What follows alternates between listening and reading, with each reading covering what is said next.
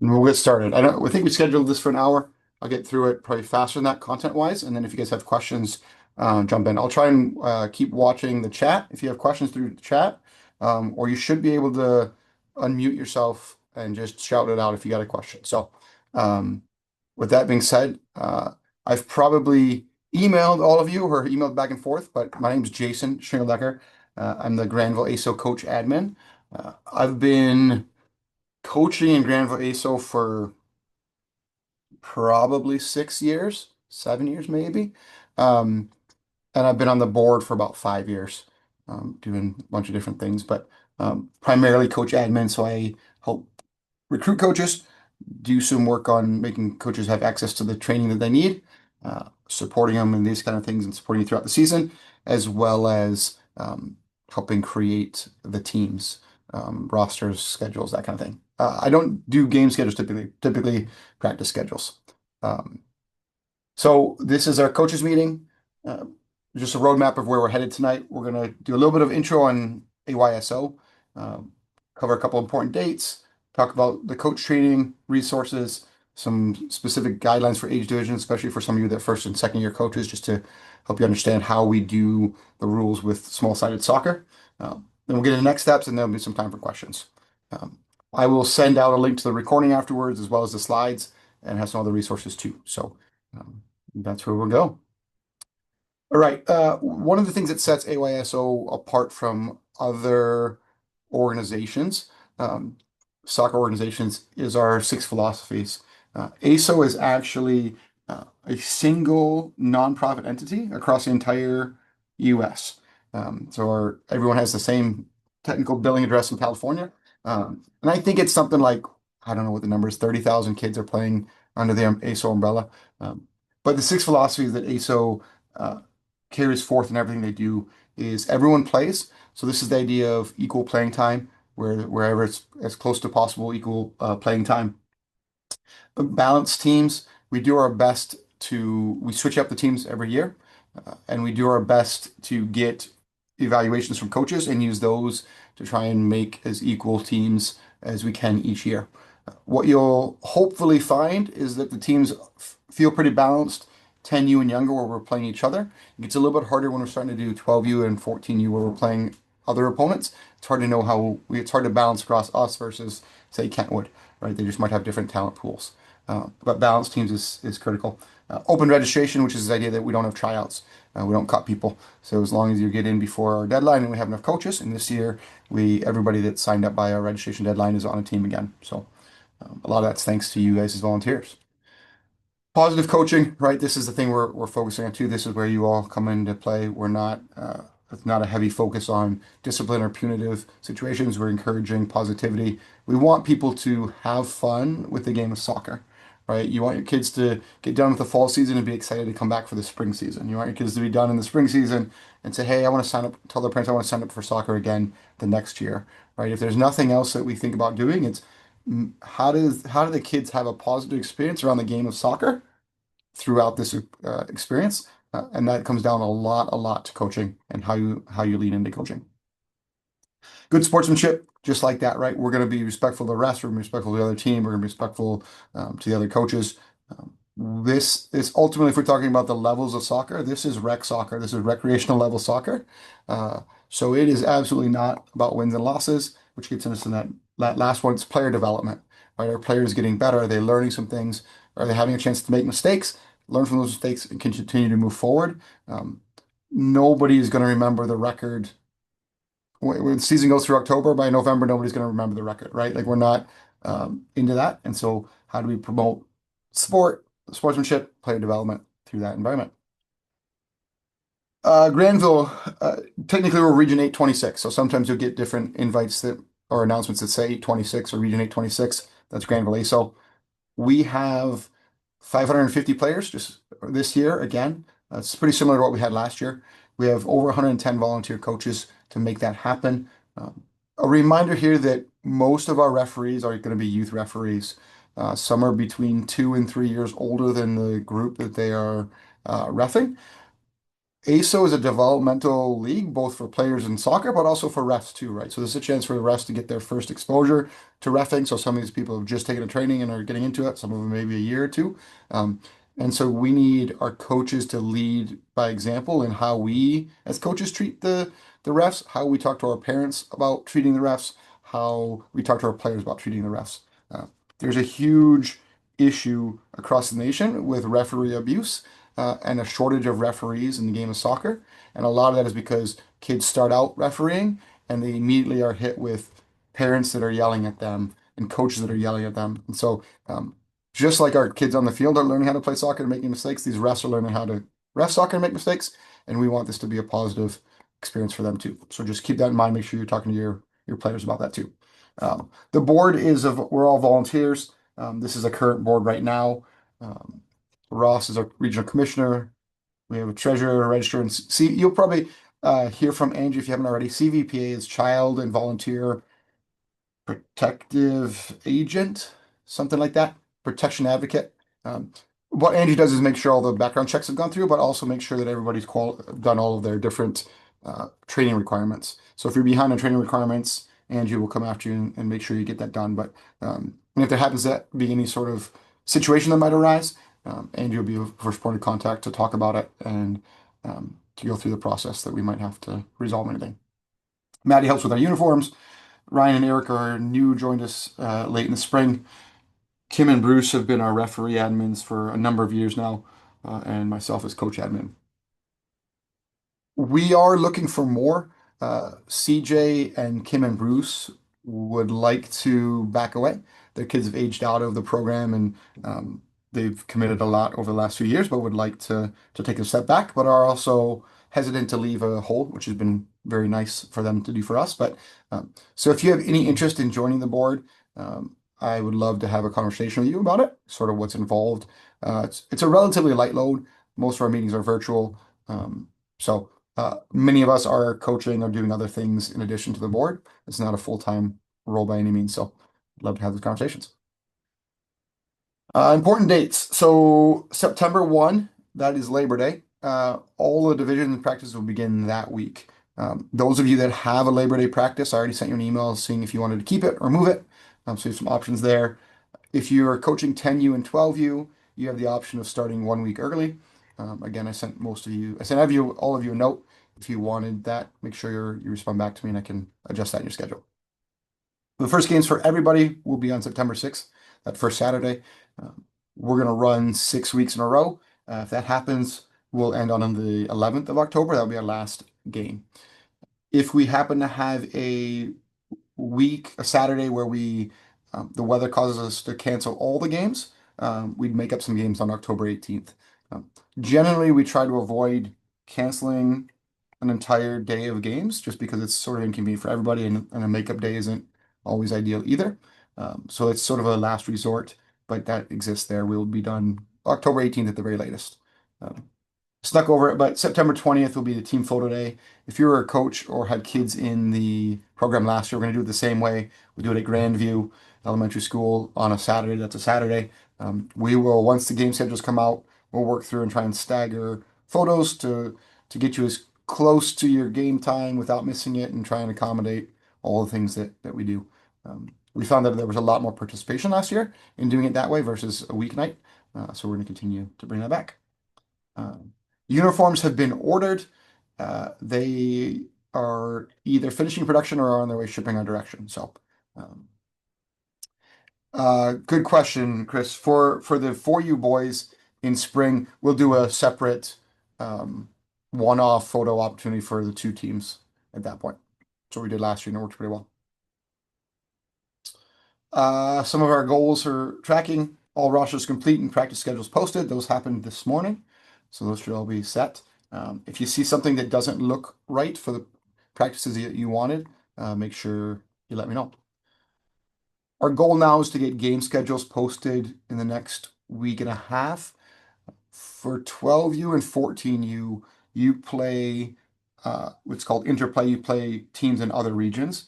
The discussion on that happens on Thursday. there's a regional meeting and everybody from the region comes and they create those schedules. And that's sort of the first domino that tips.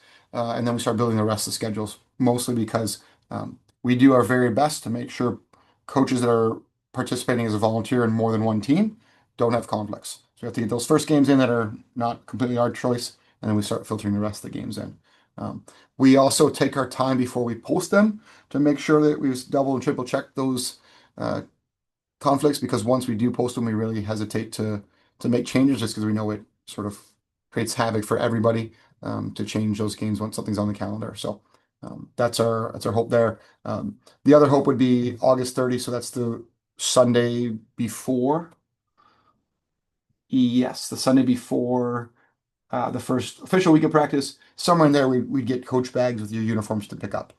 It may be later that week. I have to check with Maddie and see if she's around or out of town for Labor Day. But the goal is obviously to have that, ideally for some of the coach equipment before you start practice. But we usually will wait to make sure we get the uniforms in. It's just one pickup. So even if you have one practice where you have to make do with what you have, um, without the equipment, usually that's easier than having two trips to pick it up from someone's house. So the dates, all of you have already done this because you're in the system, which is great. Appreciate that. So this is the volunteer registration. Um, this is your AYSO web page now. The required training, which ends up being below your name here, will show you what you need to be doing. Risk status was the background check. So as long as it's green, you've got your background check in and it's been approved. Concussion awareness. Some of these won't have an expiration date. You're just looking for the verified and the check mark, right? So you'll need, this is the concussion class. There's a cardiac arrest class you got to take. AYSO has a safe haven, which is different from safe sport. And then fingerprinting we don't have to do, and then the coaching license component. Um, oh, mine looks old, and that's because this was a screenshot from a long time ago. I am safe sport qualified, and I'm a 10U coach now. So it's like, thought I was worried about being qualified. As far as the training itself, when you log in over on that left side, there should be a option for AYSOU. That's where all of the training curriculum happens. When you get there, there'll be a sidebar. I might have it in one of these other pictures. Nope. There's a sidebar that has a couple different options. One of the options is the training library. You click on the training library, and there's a category called Safe Haven. Within there, the classes that you're going to need to take: AYSO Safe Haven class, concussion awareness. I don't think there's actually, I just noticed the Michigan one today. I don't know that there's a difference. I would go ahead and do the Michigan one, but I think either one will probably get you there. I think they're actually probably the same. Simon's Heart is the cardiac arrest class. So those are sort of the basic Safe Haven classes that are uploaded into AYSO. Um, the other one that everybody has to do is Safe Sport. The link is still in Safe Haven, but it takes you to an external U.S. Center for Safe Sport website. If you have done it for anything, so Safe Sport is a cross sport training that U.S. The U.S. I don't know, athletic somewhere created it to take care of safe team and playing environments, and have sort of a universal database of people that have qualified through this thing. So if you have happened to have coached in another place, or another sport, you may already have a safe sport thing. If you do, it should, as long as you have the same emails, it should already have been transferred over. If not, you can go in there. You can print out your certificate and send it to Andrew and say, hey, here's my proof of it. It's a uh, it's an every year thing. The first year, it's about a 90-minute program. After that, it's a refresher that is 20 to 30 minutes. So that's a mandatory thing for everybody. Uh, Also, under the training library, there's another category called coaches. The coaches category has a summary of the laws of the game. It's a good one to do, just helps you understand what some of the rules of soccer. And then you'll look for the one that's your age group. So if you're 5U, that's playground schoolyard slash 5U. And there's a 6U, and there's an 8U. For any of these up to 8U, you want to look at the fully online one. They don't even offer an in-person coach anywhere near us for that age. So you just do the online version. You click on enroll, um, and then it'll take you through that. For 10U, 12U, and 14U, what you want to look at is the online and in-person coach. Um, when you enroll in that, it'll give you modules to take right now online, and then it will have a spot to sign up for an in-person component. Um, as far as I know, there's only one more in-person activity happening. I think it's this weekend. I'll get to that in a couple slides here. Uh, if you can't make that one, there will be more in the winter and the fall, or sorry, the spring.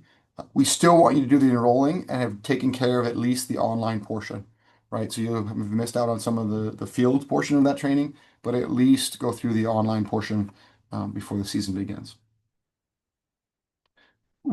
If you're any of those that are online, the online only ones have the same thing. You have all these modules to go through. The ones that are online and in person, the modules, and then there's that in-person event component to choose to enroll. Um, that will get you to, oh, here's that sidebar, right? So you have the training library where we were, training events is things that have been scheduled. And you can start searching by address.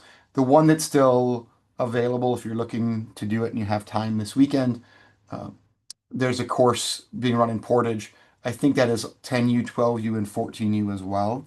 Um, so if you're interested in doing that, you can jump on there and take care of that. Um, it looks like it's a 6 hour component. So all of the age group coaching licenses are indefinite, like they last forever. So once you've done it, you're all set.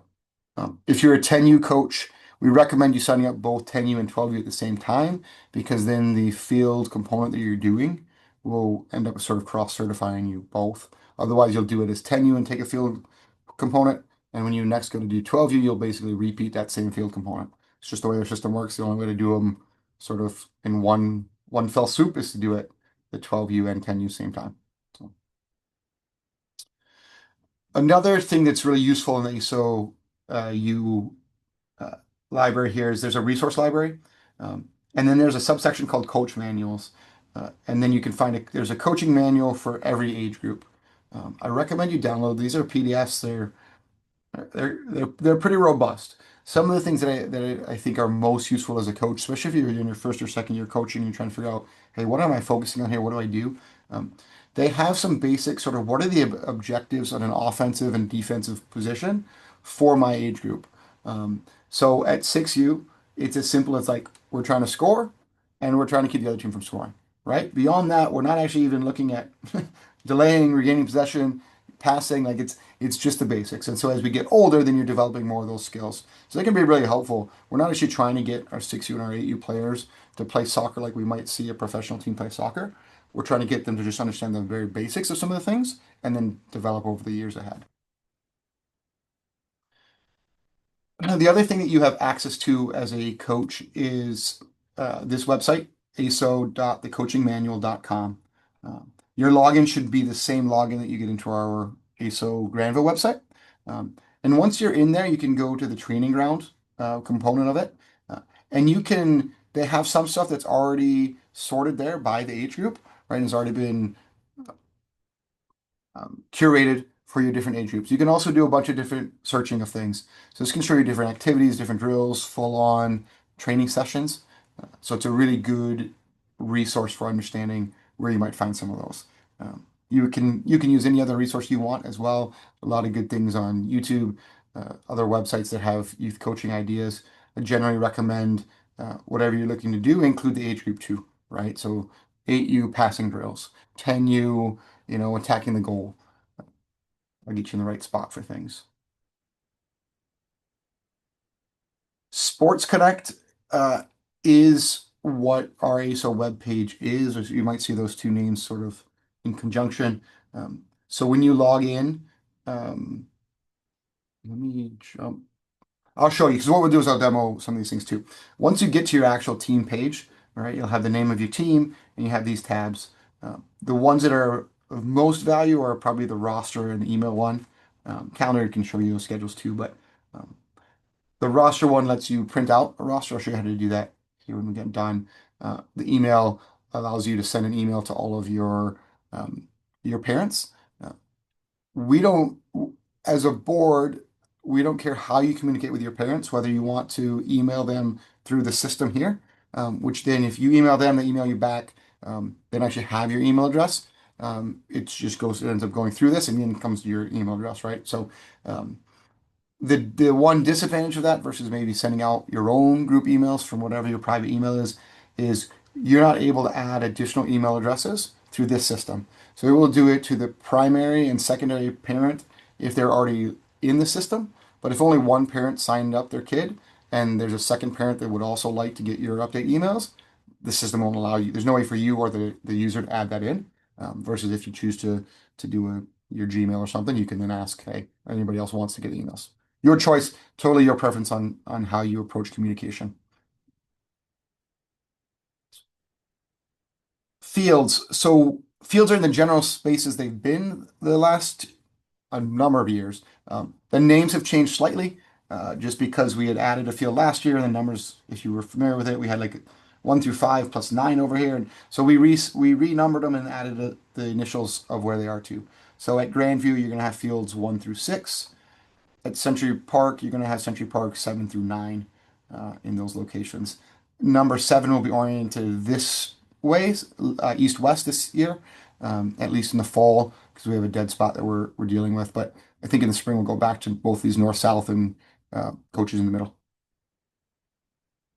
For 14U, we also have some space at East, next to East Elementary School that we use for practices, and those games will be at Grandview, the 11v11 field next to the middle school there, or next to the elementary school down here.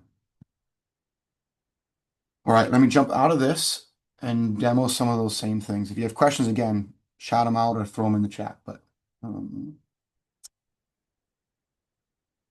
so first thing I'll show you is when you log into your account, this is what you'll see.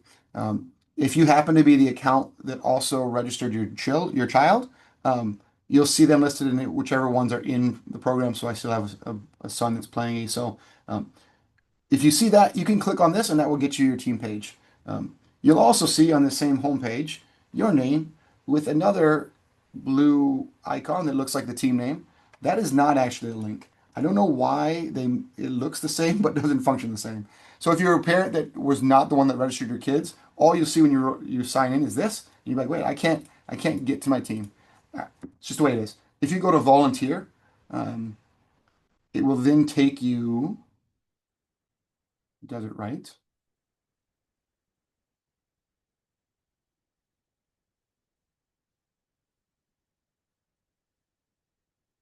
to this spot, and then from there, again, that first one is also not a link, because that's me as being a board member. But so wherever you said head coach, now all of a sudden that one is an actual hyperlink. Again, I don't know why that is. Just have to deal with the system. So when you click that, that will take you to your team page. Um,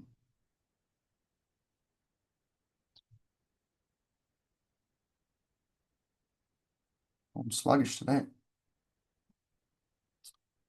Your homepage will basically tell you anything that happened. Usually it tells you when schedule's been posted or something's been changed or moved.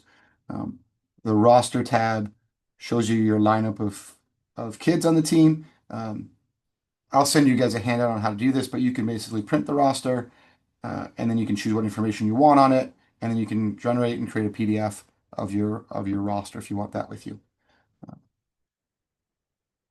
The other thing that is useful in here that I mentioned was that email. So if you jump to email, it's a pretty simple interface. Subject, what's your message? You can attach files to if you want, and then you can either send these to one child's parents, or you can send it to the entire team. Then you hit send. It sends it to their email, whatever that is. If they respond back, they send it to your email. So your choice on that. Uh, Going back to the main part of your account, here's where the AYSOU link is. If you happen to be a volunteer, you can get there the same way too, with this link right here, AYSOU, AYSOU. Um, that should automatically log you in. If you get hung up in this spot here, every once in a while that'll happen. Let us know. We can work through that part, but it should automatically log you in. Uh, Again, the resource library was where that coaching manual component is. So right here, you can go to coach manuals and then just look for the one it's your age group and go ahead and download that. Training library option, it's who you're going to worry about. They've organized it right, so you know the right one's right at the top. Safe Haven and coaches. View the courses for Safe Haven, and there again they are Safe Haven, Safe Sport, Concussion, and cardiac arrest. There's a few others in here that you don't need to worry about. For coaches, again, same thing. You're just going to look for the one that matters. Fully online for the younger age groups and the online plus in-person coach for those. There are a few other ones you can look at, but those are the main ones. There are a bunch of other things here that you're more than welcome to take as many of these as you see, if you have any interest in it, right? The referee one is can be interesting simply to just sort of understand what referees are looking for, and it can be help you round yourself out as a coach to understand, hey, what are referees looking for in a game? If you're interested in becoming a licensed referee, we're always looking for referees and assistant referees to run the lines. So that's something you can do too. If you have older kids, we take our minimum age is 12 and they'll ref the 10U games. So if you have a 12-year-old or older, we're always looking for refs. Um, and then the other one that I would show you is the coaching manual. So I'm already logged in. If you go to the training ground, right, you can say, hey, I'm coaching AYSO 8U. Um, and it'll show you you've got guides, you've got practices, you've got sessions. Um, so a session will have multiple drills in it. So if you're, hey, let's look at the finishing and shooting session, it's got four different activities and drills that it's suggesting you might do in order. It's got some animations to it. So it's really, this session could be what you do for your entire practice, right? Hey, we rate you, we want to work on finishing and shooting, and I'm just going to do these four things. That probably is going to cover your hour just about. So they've been curated by AYSO nationally as, hey, this is a good curriculum to use. If you're feeling a little bit more comfortable with it, you can start to go into more of the sessions, right? So then this would just been explaining some of these, sorry, not sessions, the one above it, practices, right? So this is just going to be one specific activity. So if you want to incorporate that in, you can do that. You can also then it does start to link to other things that are related to it to help you build some things. If you're really into doing some things under my content, you can, the one that I've used most often here is create a diagram. Um, you guys may not have it. The other league that I coach for, we have that. But there are a couple of different websites that you can find that if you want to like do a layout of a field and draw up some things, whether it's for you or just for your assistant coach to see, you can use those and find those tools. That is the demo. Any questions on what happens there? Anyone tried any of that and had trouble getting it to work?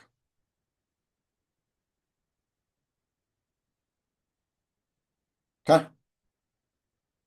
jump back into this one then. So coaching equipment, every head coach will receive, we'll have to go pick up, but it'll be a coaching bag.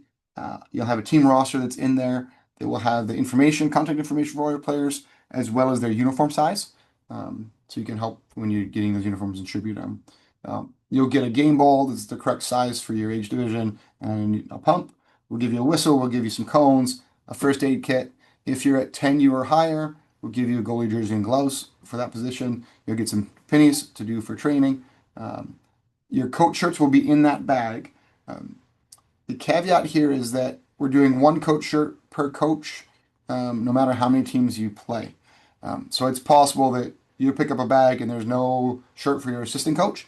It's probably because your assistant coach is coaching somewhere else and their shirt got in that bag. So um, if at the end of all of it you have a head coach or an assistant coach that doesn't have a shirt, reach out to me or Maddie. We'll make sure you get it. Or if you have one that you thought you were a size and it's not the size you need, let us know. We've got extras of those to do too. Um, your uniforms will also be in there. The uniforms will be all bundled together for the most part. It consists of a jersey, a pair of shorts, black shorts, and colored socks that match the jersey. So one per player. Those are for the games for Saturdays. The players don't need to wear them during the practices. They can try and preserve them. It is the same uniform and the same teams from fall to spring. So I always make sure I remind my parents at the end of the fall season, hey, just think about where this jersey is going. Maybe don't let your kid wear it all winter and then you lose it. Like you're going to need the same one in spring. If they lose it, we offer an opportunity for them to buy another one. So we do have that option, or if the kids outgrow them. But there is an added cost there, and so we always try to encourage you to have them keep track of them so they can bring them back. Shorts is really less critical. Honestly, any black shorts are fine. So if the shorts don't fit, the kids don't like them, they want to wear different ones. We don't. It's not a big deal. And the socks we do want to match the jerseys. If you happen to lose socks and you want to just find a pair that are close in color, that's good enough too for where we're at. A couple guidelines. These are sort of AYSO guidelines around how we think about what we call the AYSO Kid Zone, right? Which when I asked why are you doing this, a lot of it was either to help kids or my kids asked me to, or right. Our focus is on the kids. So that's it. Kids are number one. We're about fun, not winning. Um, we're practicing proper physical distancing. We're setting proper examples of sportsmanship. We have this idea of players play, fans cheer, and coaches coach. The next fourth part of that is referees ref, right? So like everybody has a job to do. Let's stay in our lane and do our job and not worry about the other portions. Please respect the volunteer referees. Um, they are getting paid. It is not as much money as they could get paid if they were refereeing in other leagues. So please be kind to them. Obviously, no yelling, swearing, or abusive behavior. This would apply to practices as well as games. Um, no weapons, alcohol, tobacco, or drugs. This is a twofold problem. One, it's not allowed for by AYSO, and secondly, all of the activities you do are on school property, which is also an illegal thing. So don't do it. Don't leave trash behind. We Granville schools generously lets us use their facilities without paying rent, which is why we keep our costs lower than other regions, and it's a huge blessing for us. We do our best to not abuse that and to take care of things, which includes if you see trash, if your players see trash, if you're coming off practice, there are trash cans by all the fields. Let's pick up our trash, put it in the trash cans. We don't want to risk jeopardizing that ability to continue to use Granville's facilities. Um, and then celebrate the player, win or lose. We're celebrating our players, our teams, and we're celebrating the other team as well. So we do handshakes at the end of the games, and a lot of positivity leaving the game.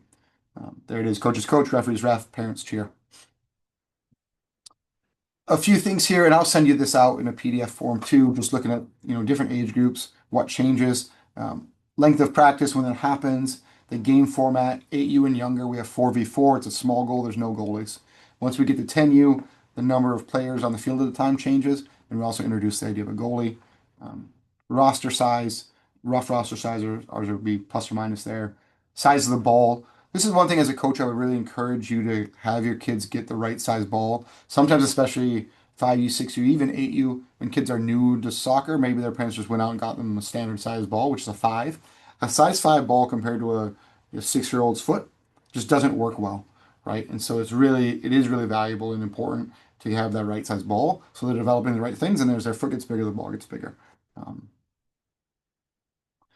we play everything by quarters because we don't allow substitutions on the fly. Substitutions only happen at the quarter breaks. And so we have a quarter system. So the quarters are different lengths. Substitutions happen at the end of the first quarter, halftime, end of the third quarter. Um, Quarter breaks are a little bit shorter, halftime is a little bit longer. Again, this is the idea of substitutions only happen there. Resist the temptation to think about trying to do subs other ways. Whether you're winning by a lot or losing by a lot, subbing out of place, it's not allowed, first of all, right? So we don't want to see that. Sometimes coaches will be like, well, I've got 7 players, so I want to get more playing time for those players. I want to sub them out. The problem is, if the other team only has 4 or 5, and all of a sudden your 7 are subbing in and out all the time because you're trying to get them, all good playing time, that group of 4 or 5 is just going to get slaughtered because they don't have any rest because they don't have any to rest with.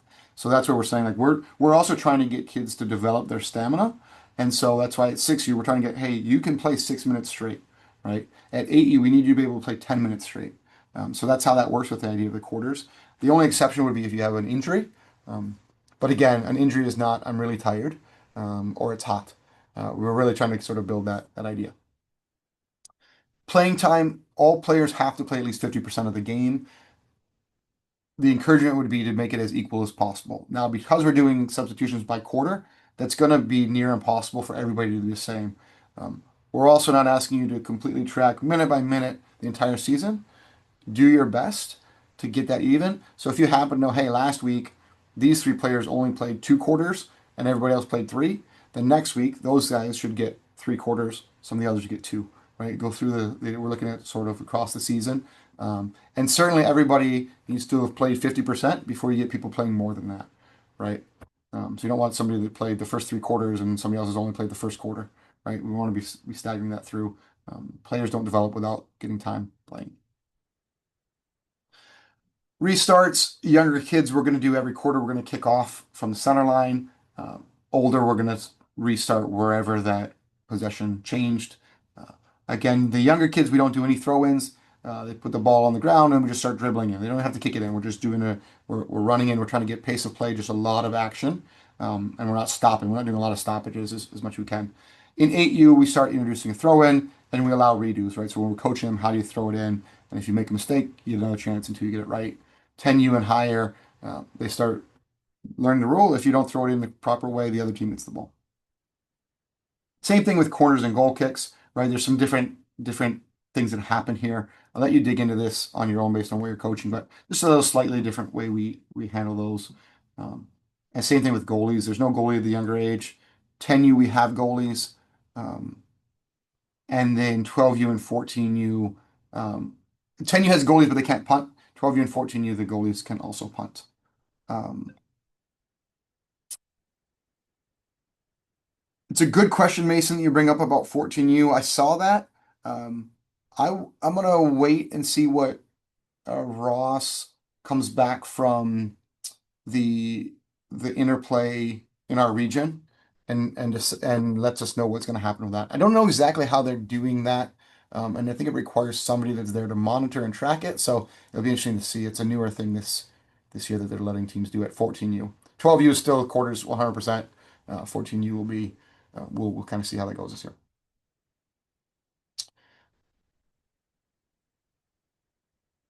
Yes, punt and drop kick is the same idea. Basically, it's this idea of the goalie dropping it out of the air and then kicking the ball, however that happens. Uh, at 10U, the goalie either has to basically put it on the ground and then make a pass or throw it out. Um, and the main reason that that happens, right, is because 10U and younger, we don't allow heading. It's a safety issue, concussions, all these sort of things. And so part of preventing heading is you keep the ball lower. And the easiest way 10U and younger that actually can get the ball high enough to hit somebody in the head is by punting it. And whether you get injured with your head hitting it or the ball's up in the air and everyone's looking up and running into each other, it's a safety issue as to why we do that. I'd also say all of these rules that we're going through are standard by US soccer across all youth leagues, whether you're playing rec level, high-end club level. These age group rules and criteria is universal across the US. The age divisions change because some have go into a 1 year age division, 9U, 11U, that sort of thing. But the basically the trajectory of building up is consistent across the board. No offsides, 8U and younger, 10U and higher, yes. 10U has a specific build out line for 10U coaches. I will send you a resource, both a paper document that explains it as well as a good video that explains it. I would encourage you to look at that. I would encourage you to send that to your 10U parents because it's also probably potentially the first time they're hearing about offsides, and it feels a little bit different at 10U with that build out line. Um, and then again, the referees, 8U and younger, our coaches are refereeing, right? So one coach per team on the field blowing the whistle. You're really just sort of managing chaos there. And then 10U and above, we start to get into the certified refs. Um, Goal limit. Uh, we had this idea of trying to limit a player to 3 goals per game. I'm conflicted on this personally because in some ways there's not a natural thing in the game of soccer where you like stop scoring. Um, but from a developmental standpoint, it is also useful, and from a positivity of play, I think especially at 6U and even at 8U, we don't actually actively keep score, right? So coaches shouldn't be keeping score and telling the kids what the score is, so it's sort of incidental. But what we were trying to encourage is that once the same kid hits 3 goals, how can you challenge them in different ways? So how can you challenge them to play defense, or how can you challenge them to say, "Hey, I want to see you pass," right? I would probably stay away from don't score any more goals, right?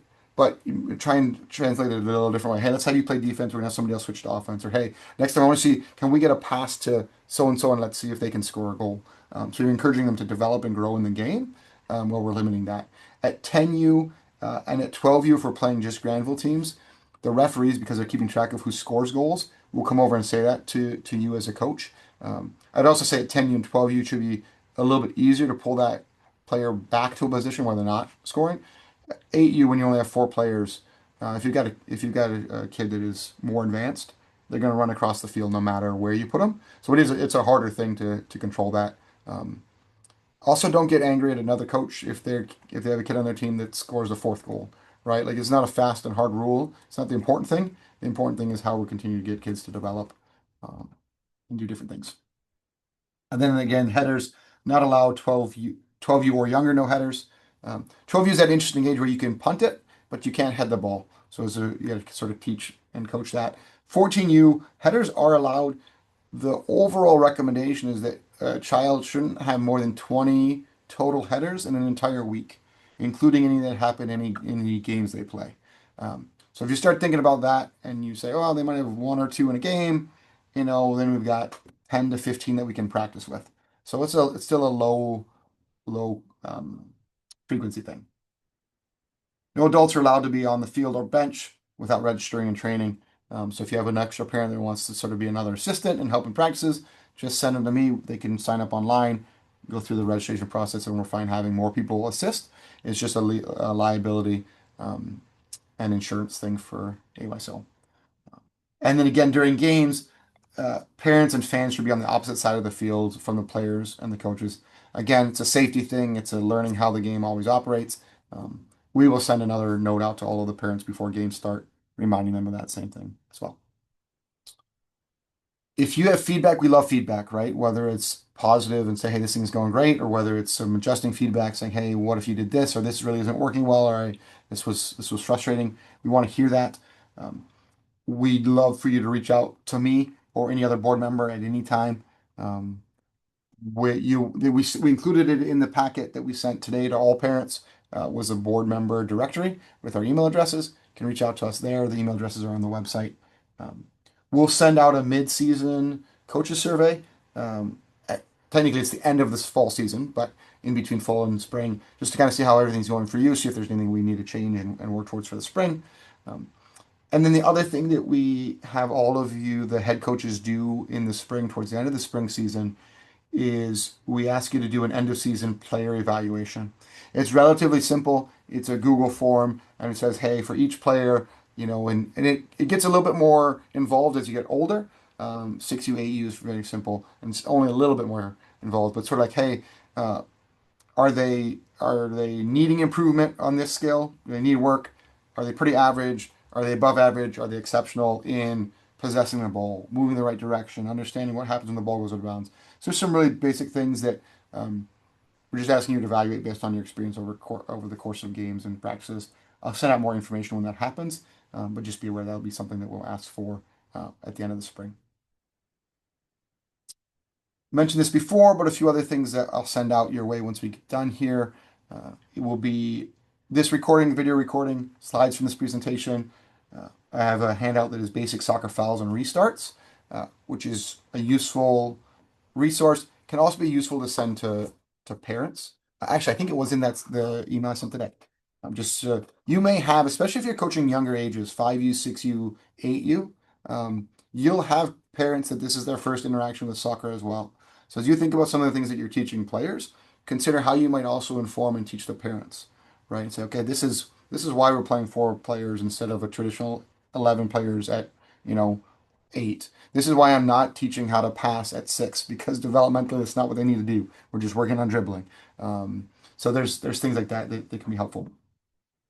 I'll send you two pretty basic guides that show you the process I just did on how to print a roster, as well as how to email your team through that website. The guidelines, the division guidelines, I'll send those again. Um, I will also send out an updated coaches directory. There's just been a few changes from the last one. This is useful if for some reason you have to change a game or you have an issue coming up. You can reach out to that coach um, and talk to them about it. Um, And then I'll also share with all of you an email or a letter that I send out to all of the parents on teams I'm coaching, just to sort of say introduce myself. And we want you to start to do that in the next week or two. Send a note out to all your teams saying, "Hey, this is who I am. There's a little bit about me. Here's a little bit about the team. We're going to be practices these days. This is what it's going to look like. This is what, just sort of introduce yourself." So I'll send you guys the letter that I send out. You may use it straight that way if you want, um, or you can, um, modify that to your own desire. Next steps, I think all of you, I don't know this for sure, but if you haven't yet finished the background check, make sure you're doing that. Angie will be on you right away on that. If we don't have a background check that has been green and verified, we can't have you on the field for practices or for games at all. There's no exceptions to that component. It's not like the other trainings where, oh, wait, I can do it later. No, we have to have an approved background check. So if you don't have that yet, make sure we get that going. Or if you reach out to me or Angie to say, hey, what's going on here? Um, Log into AYSOU and complete those trainings. Do your safe sport training, complete your age group training, and then send that intro email to parents. Practice time and location, general information about yourself.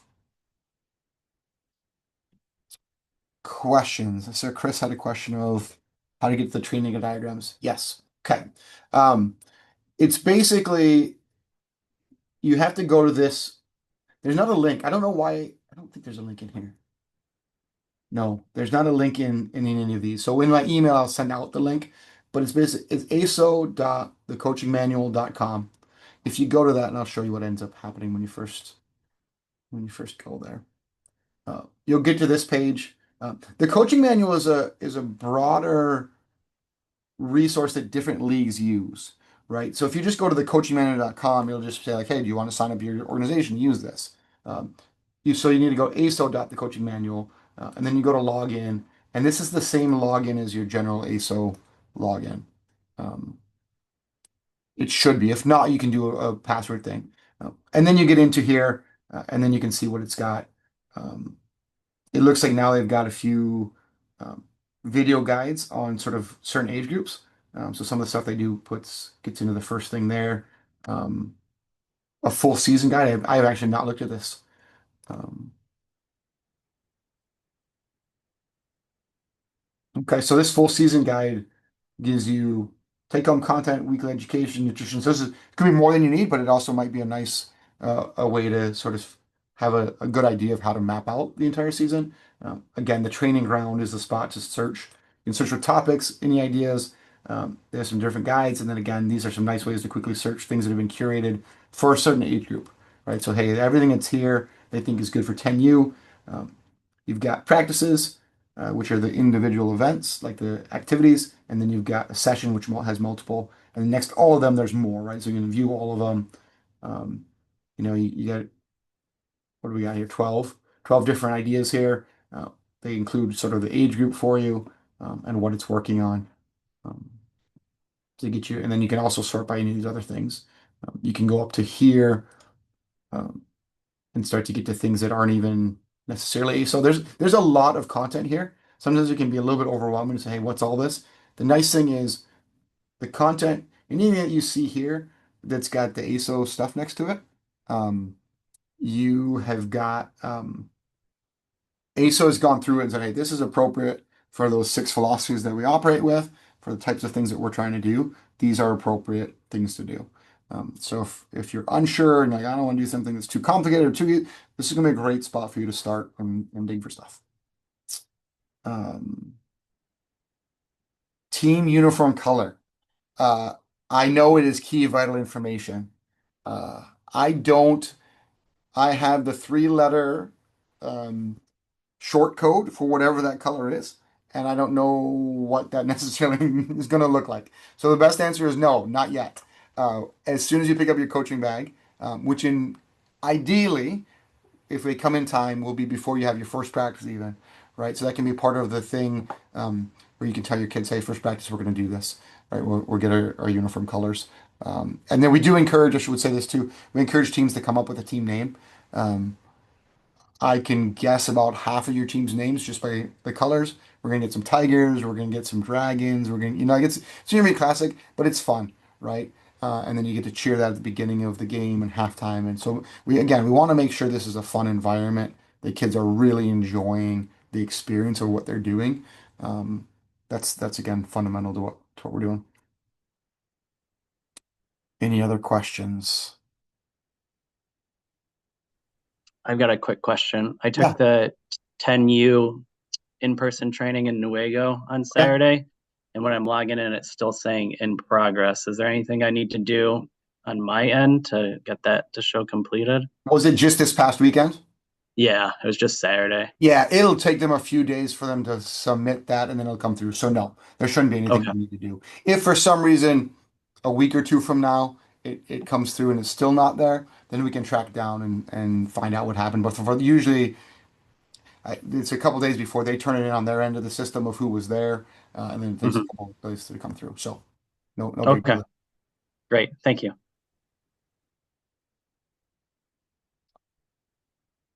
It's a good question, Chris, on the forum idea of how to share those things. I would. I wonder if there's an extension of our directory where we might even just indicate who's had some experience. What I would say is we give you the full coaching directory of contact information. It wouldn't be a problem to send an email to the other 6 to 10 coaches that are in that same age group and division, all the 8U girls coaches, and say, hey, anyone got any ideas on this, or do you want to start a group chat? Um, it's a lot for us to try and organize as your sort of a volunteer board, but there's definitely resources there. Um, I think that's another good idea too, right? Like if there are some coaches, um, I think that's a spot too, as you start looking at your practice. You can jump into that Google sheet that had the practice times and see who else might be practicing similar times as you. And maybe that's your first person that you want to sort of reach out to, and say, hey, how do we, do you have more experience? I don't care if you want to run practices together or do scrimmaging against other teams there, right? However you guys can help each other, is awesome, for sure. And if you have some questions about that too, I can help to sort of connect some coaches too that I know that have been doing it for a while. I'm happy to steer you in the right direction too. Um, yeah, Aaron, the quickest thing about build outline is to say, in the same way that offsides, if you understand offsides, at 11v11, the offsides basically starts at half. In your own half, you can't be offsides. You can only be offsides once you're past half and then past the second to last defender. At 10U, there's a dotted line that is equal distance between the half line and the edge of the penalty box. And it basically extends that you can't be offsides if you're behind that dash line, right? So it just lets us move the players up a little bit forward. The other thing it does at 10U is when the goalie has possession of the ball, either on a goal kick or they've grabbed the ball, all of the offense players have to get past that line. So it gives the goalie space to actually work the ball out instead of everyone smothering the goalie. Um, so yeah, maybe what I'll do too for all you coaches is as a follow up with this, I might just say, hey, are there coaches that want to be identified as a resource? And then I can send a follow up email to again all of our coaches saying, hey, here's 10 coaches that said, hey, I'm happy to touch base and here's what I have experience with. Um, so.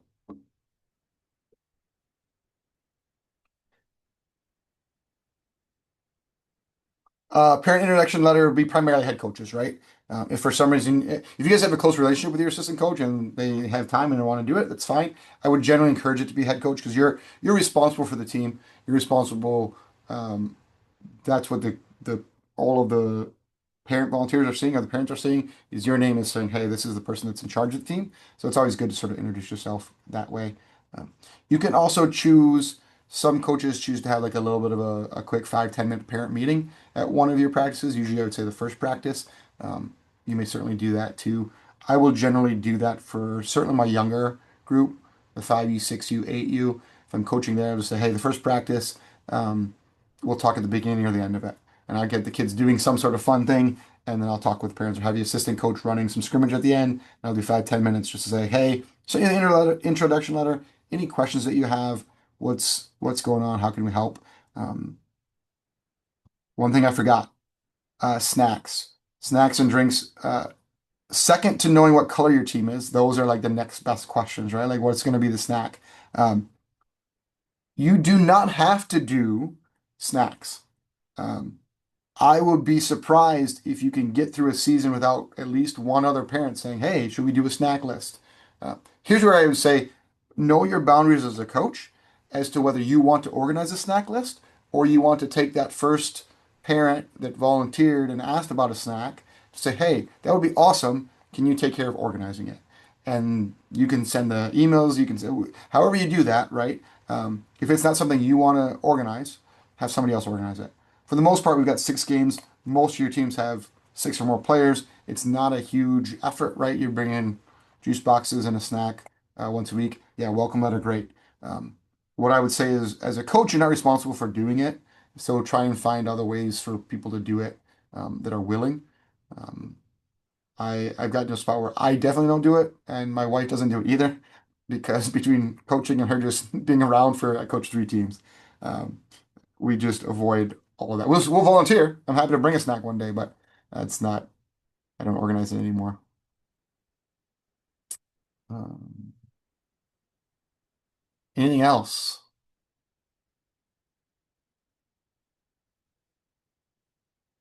Awesome. Well, I really appreciate it, guys. I appreciate you giving this time this evening. If you have more questions, reach out. I'm excited. The reason I still stay involved in what we're doing here is because getting more and more parents to get comfortable with the little bit of coaching that we need to do is so great for the game moving forward and for the kids and loving the sport. Um, and I think, you guys have done the hard part of stepping out to volunteer and saying, I don't know maybe what I'm doing, I'm ready. And I get to do an easier part of just support you and make sure that it can be as smooth as possible. Um, so uniforms, you can either have parents come pick them up at your house or you can hand them out at a practice or the game. Some of that depends on the timing of when we get them, right? So if we have them available and you can get them before your practice, that's an easy time. Just hand them out at practice, they show up.